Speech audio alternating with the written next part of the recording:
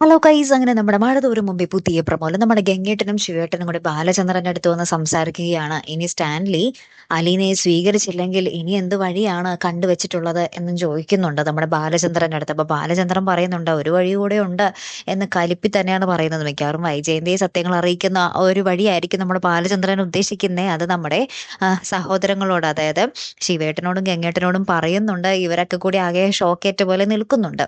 അപ്പുറത്താണെങ്കിൽ നമ്മുടെ അലീന നമ്മുടെ മനുവേട്ടൻ്റെ അടുത്ത് പറയുന്നുണ്ട്, ഞാനിവിടെ വന്ന കാലത്ത് മനുവേട്ടൻ ഈ വീട്ടിലേക്ക് വരുമ്പോൾ എനിക്ക് എന്തൊരു ആശ്വാസമായിരുന്നോ.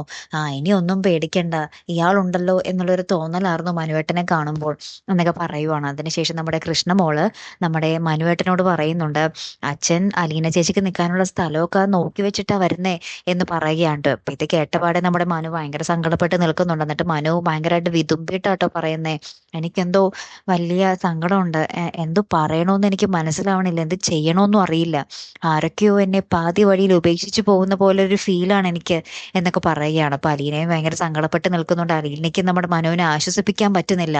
അങ്ങനെ രണ്ടുപേരും ഭയങ്കരമായിട്ട് ഇങ്ങനെ സങ്കടപ്പെട്ട് നിൽക്കുന്ന ഒരു രംഗങ്ങൾ തന്നെയാട്ടോ കൂട്ടുകാരെ ഏറ്റവും ഒടുവിൽ കാണുവാൻ സാധിക്കുന്നതേ. കാത്തിരിക്കാട്ടോ അടുത്തൊരു വീഡിയോയുമായി വരുന്നത് വരയ്ക്കും. Good bye.